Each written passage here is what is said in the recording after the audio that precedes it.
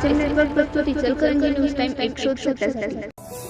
नमस्कार, तुम्ही पाहतात SM नेटवर्क प्रस्तुत इचलकरंजी न्यूज टाइम। पाहूया आजच्या ठळक घडामोडी। इचलकरंजी येथील इंदिरा गांधी सामान्य रुग्णालयासाठी 300 बेडनुसार आवश्यक पदनिर्मितीस राज्य शासनाच्या सार्वजनिक आरोग्य विभागाने मंजुरी दिली आहे। आमदार राहुल आवाडे यांच्या सातत्यपूर्ण पाठपुराव्यामुळे हा महत्त्वपूर्ण निर्णय झाला असून रुग्णालयाच्या विकासाला नवी गती मिळणार आहे।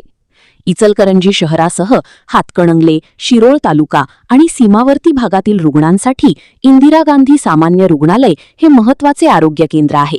रुग्णालयात अत्याधुनिक सुविधा उपलब्ध व्हाव्यात आणि वाढत्या रुग्णसंख्येनुसार पुरेसे मनुष्यबळ मिळावे यासाठी शासन स्तरावर सातत्याने पाठपुरावा सुरू होता। या मंजुरीनुसार वैद्यकीय अधिकारी, परिचारिका, तांत्रिक कर्मचारी, प्रशासकीय कर्मचारी तसेच सहाय्यक कर्मचाऱ्यांसह एकूण 79 नवीन पदांची निर्मिती होणार आहे। त्यामुळे रुग्णालयातील मनुष्यबळाची कमतरता दूर होऊन आरोग्य सेवा अधिक प्रभावी आणि दर्जेदार होण्यास मदत होणार आहे। नवीन पदनिर्मितीमुळे डॉक्टर व कर्मचाऱ्यांवरील कामाचा ताण कमी होणार असून रुग्णांना अधिक चांगल्या सुविधा मिळणार आहेत। तसेच लवकरच रक्त केंद्र, रक्त विघटन केंद्र, कॅथलॅब आणि MRI सारख्या आधुनिक सुविधाही उपलब्ध होणार असल्याची माहिती आमदार राहुल आवाडे यांनी दिली।